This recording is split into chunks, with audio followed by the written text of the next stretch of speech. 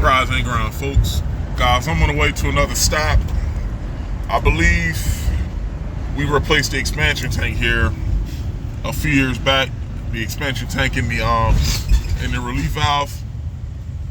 But everything's rocking and rolling. We're just here to do the annual check and clean, make sure everything's rocking and rolling.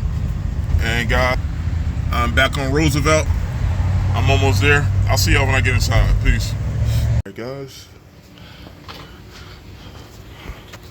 this is our boiler, and this thing is at least 120,000 BTU without even looking at the model number. I know this is 100 plus, but real quick guys, this is a 4-zone setup. 3 zones are for the basement first, and I believe the 3rd floor. The 1st floor actually does the 1st and the 2nd, and then the 3rd floor is on its own zone. But guys, the 4th zone, I don't know which zone valve it is, does our indirect setup here. This boiler actually does the hot water as well. And for you guys that don't know, let me turn that light off so I can zoom out here.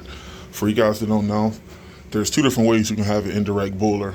Indirect means, once again, an indirect boiler means that you can have your boiler do the heat and the hot water. You can have a storage tank like how you see here, totally external from the boiler, or with some brands, you can have an indirect hot water loop actually inside the boiler. So, guys, I think it's a preference thing, but my preference would be having a storage tank, because the storage tank delivers more hot water versus that indirect coil, or I call it an indirect hot water coil that's in some boilers. Sometimes that can limit how much hot water you can have at a time. So just a preference. But yeah, right now I'm just waiting for the pipes to heat up. Like I said, the expansion tank and the release valve got replaced a few years back. And I'm just inspecting both tanks. I know we put that one in. I'm just looking at the one on our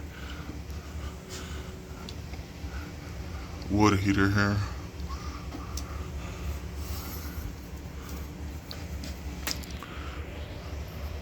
It looks like this is the chimney where the old water heater vented out.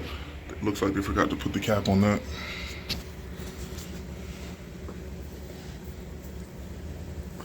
And I believe last time I checked, I had to increase the set point on my storage tank. And guys, for this video, I'm gonna call the water heater a storage tank, because that's exactly what it is.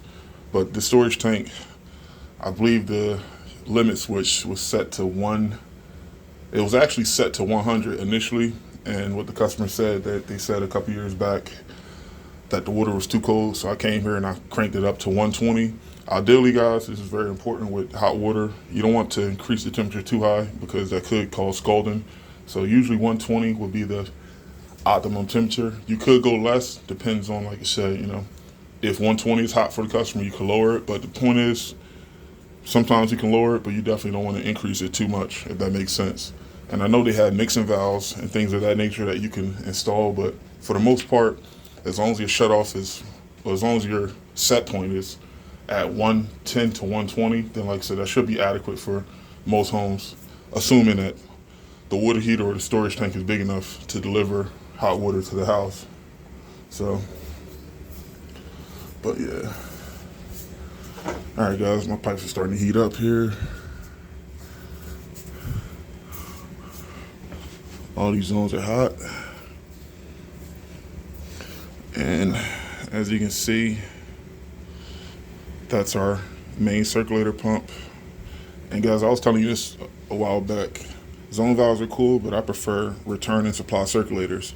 I think especially with bigger homes, you get more circulation out of having dual circulator pumps versus zone valves. Now here's the thing, zone valves are great, like I said, for most basic applications, but especially in Philadelphia, bigger homes, if you have basement, 1st, 2nd, 3rd, the higher you go up, it's definitely just a preference is to have a circulator pump for better flow, especially like I said, for those 3rd and 4th floors. So I never had to, like I said, once again, replace a zone valve for a circulator, but this is something that, like I said, if this customer replaces the boiler, whenever you're replacing the equipment, ideally, that's when you want to bring up what setup would be best.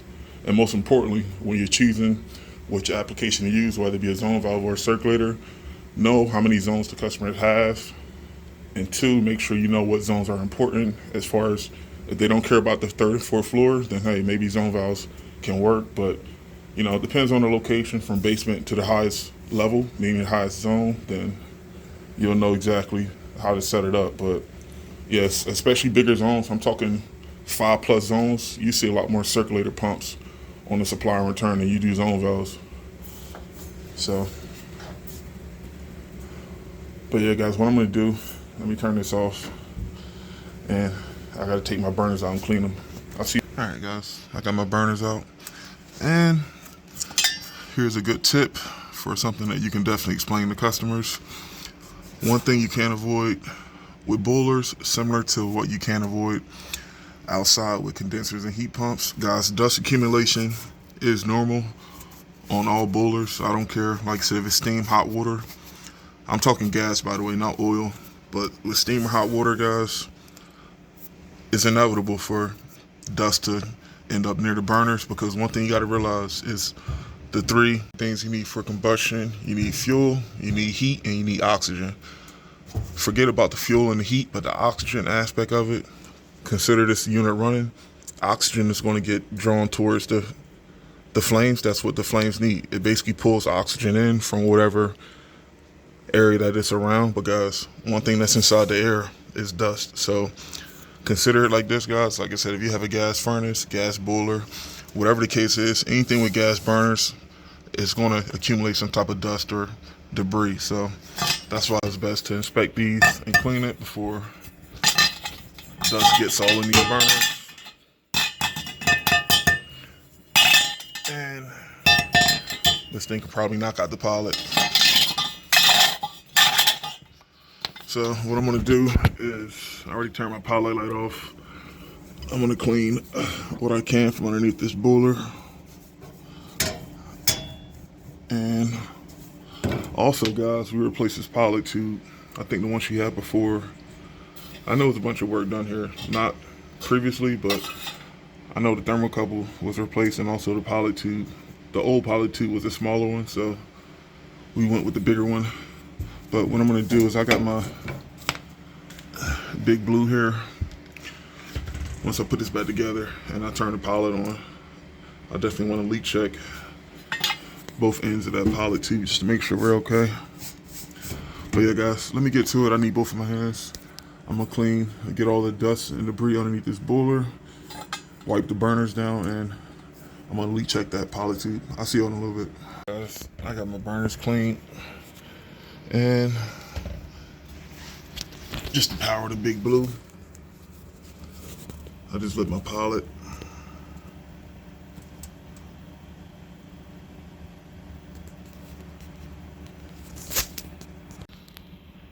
And no bubbles.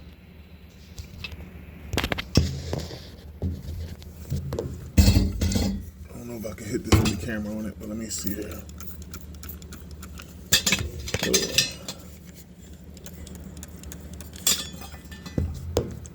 That's why you got to be very careful if you're doing maintenance on standing pilot boilers. Be careful not to move that pilot tube around too often, because if that thing twists from the pilot end, it's going to leak, and now the customer's going to smell gas, which is not good. So just be careful with these pilot tubes. Like I said, just know where the pilot tube is on both ends and try your best to work around it. But when in doubt, you can always just leak check it like I'm doing, because I thought I did nip the pilot tube when I was taking out one of the burners. But yeah guys, and the other end, and it's right here. Nothing, which is good. All right guys, let me put my burners back in and let's fire this up. I'll see y'all in a little bit. Guys, this is bringing back flashbacks. Listen to this.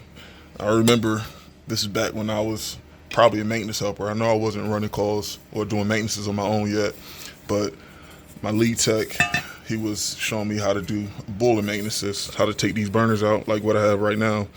And guys, I remember this like it was yesterday.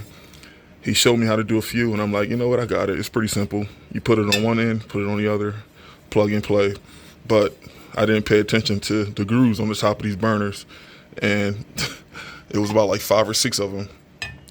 I put all of them in the right way, and the last one was like upside down. And I had no flashlight. I was just winging it because I felt like it was pretty simple. Guys, I put this thing in upside down.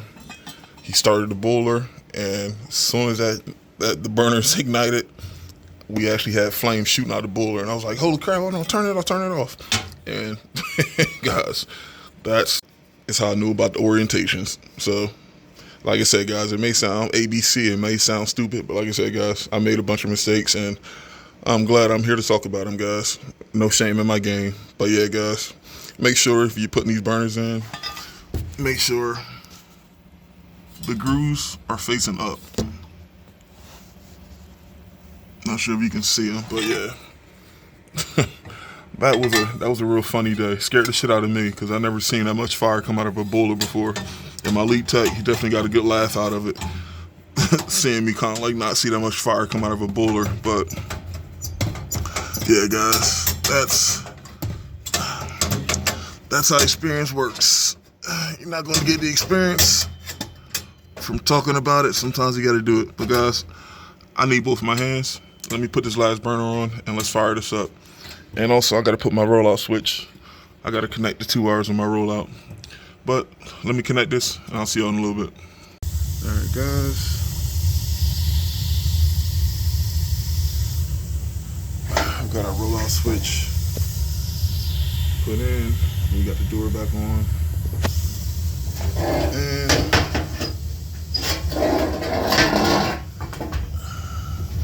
I'm trying to do this one hand here. Hold on.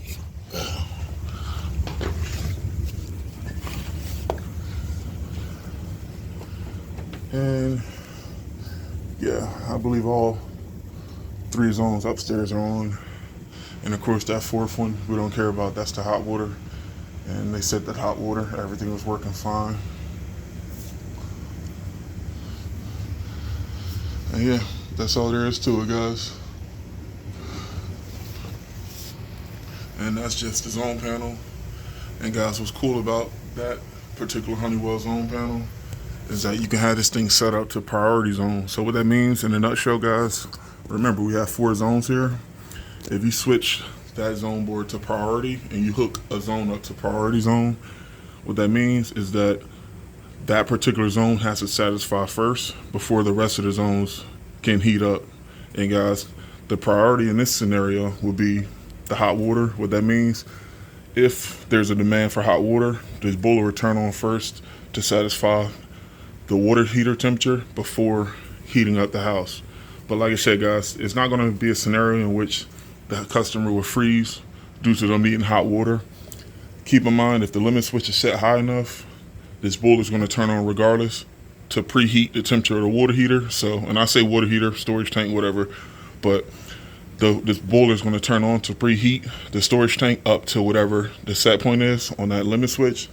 So whenever the customer do turn the water on, it's already going to be hot. So it's not like, you know, the house is 60 degrees and they got to wait an hour for the storage tank to heat up. So, but yeah, guys, priority zones, if you know how to work them, or if you have like a customer that has a 3rd floor bedroom that's very, very critical to keep at a certain temperature, you can basically set this up to prioritize that zone over the rest. And like I said, guys, that doesn't mean if the other zones are not priority, it will still work. It's just that depends on what that priority zone or thermostat is set to. That will take precedent over any other zones that's calling at that current time. But eventually all the zones will heat up, but I don't think you're going to deal with much of a temperature swing dealing with priority zones. But I've seen them work a handful of times before as far as with zones, not with water heater priority zones. I'm saying like with multiple zone valves and one of them set to priority zones. I've seen a few of them hooked up, and like I said, the customers never had any issues. But like I said, guys, the more you know, that's pretty cool. You can have that thing set up to however you guys want it. Depends on how the house is laid out, and most importantly, depends on what areas of the home are most important for the customer, especially in the wintertime. So yeah, guys, there you have it. The boiler's rocking and rolling, and they have an AC only air handler here. We'll come back out in the spring to make sure that's rocking and rolling. And yeah, guys, easy money. I will see y'all in the next one. Peace.